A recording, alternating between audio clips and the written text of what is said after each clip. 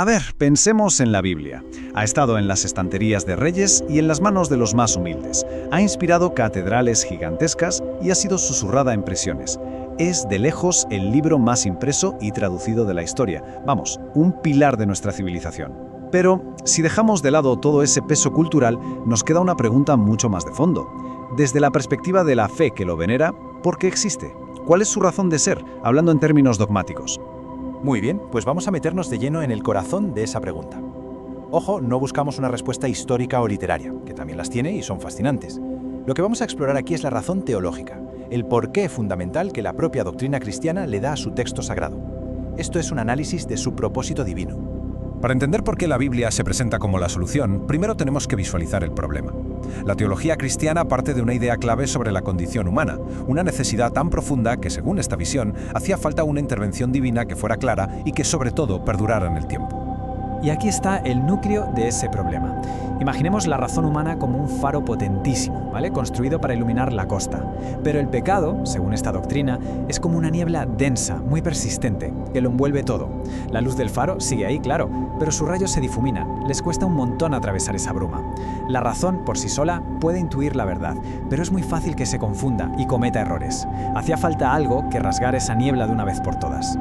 Y esa respuesta, ese acto diseñado para cortar la niebla, es precisamente la revelación escrita. Desde esta perspectiva, la Biblia no es un accidente de la historia ni una colección de textos al azar. Es un puente de palabras, construido deliberadamente por gracia divina para poder cruzar el abismo de la incertidumbre humana.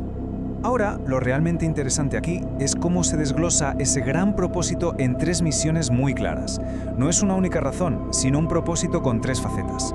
Primero, una función epistemológica, o sea, ser ese faro que ilumina con total certeza. Segundo, la soteriológica, ser el mapa detallado que muestra el camino hacia la salvación. Y tercero, la práctica, funcionar como un completo manual de instrucciones para la vida del creyente. Claro, todo esto nos lleva a la siguiente pregunta lógica. Si este libro lo escribieron manos humanas hace miles de años, con sus limitaciones, sus contextos, ¿cómo puede ser un mensaje divino fiable?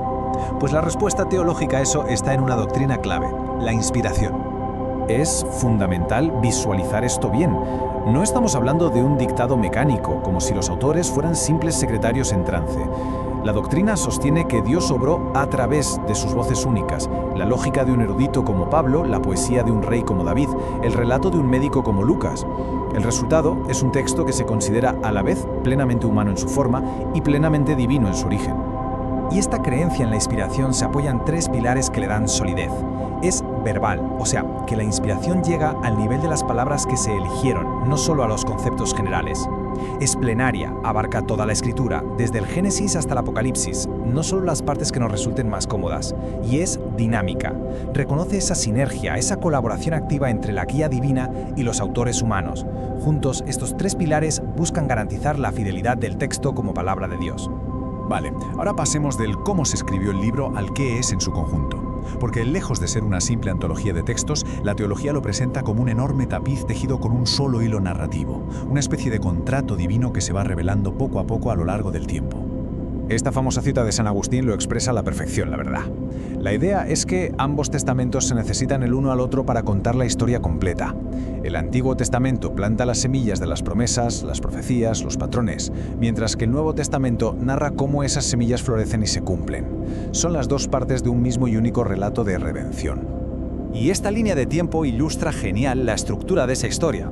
Lo que se conoce como la teología del pacto ve la narrativa bíblica como una serie de alianzas. Cada pacto se construye sobre el anterior, como si fueran los capítulos de una misma saga que van revelando progresivamente el plan divino, hasta que todo culmina en el llamado Nuevo Pacto, que es el que da nombre al Segundo Testamento.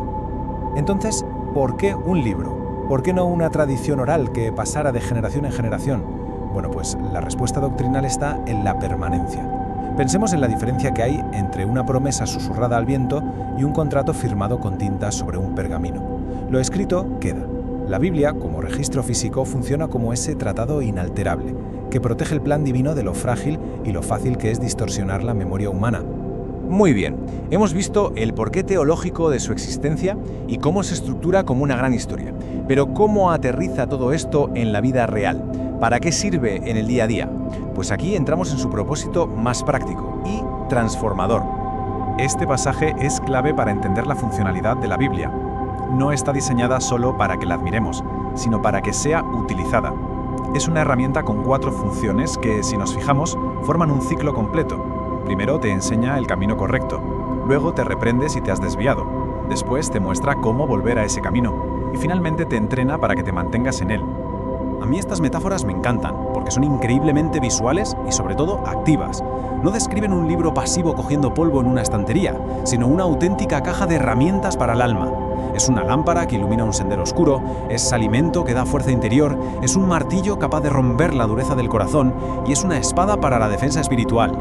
La idea, en fin, es que es un instrumento vivo y poderoso. Y todo esto nos conduce al punto final, y quizás al más conflictivo de su historia. Si la Biblia es la guía, es el mapa, ¿quién tiene la autoridad final para leerlo e interpretarlo? Esta pregunta ha sido el epicentro de uno de los debates más profundos y, que más divisiones ha causado en el cristianismo. Aquí se presentan, de forma neutral, los 2 modelos principales. Por un lado, la postura protestante de la sola escritura, que defiende que la Biblia es la autoridad suprema y se basta por sí misma.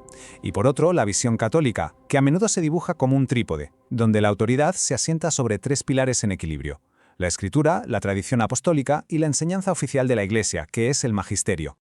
Esta tabla detalla las consecuencias prácticas de cada modelo, que no son ninguna tontería, Afectan a cuál es la fuente última de la verdad doctrinal, a si la Biblia por sí sola ya contiene todo lo necesario para la fe, e incluso a la lista de libros que componen el Antiguo Testamento. Son 2 enfoques muy distintos para asegurar la misma certeza, que como vimos al principio, la Biblia fue creada para proporcionar. Y cerramos nuestro análisis con esta pregunta que es fundamental. Si la Biblia fue diseñada como un mapa claro para navegar esa niebla de la incertidumbre humana, la cuestión de quién tiene la autoridad final para interpretarlo se vuelve absolutamente crucial. La respuesta a esa pregunta no solo define una confesión de fe, sino que moldea la manera en que millones de personas se relacionan con el texto que consideran la mismísima palabra de Dios.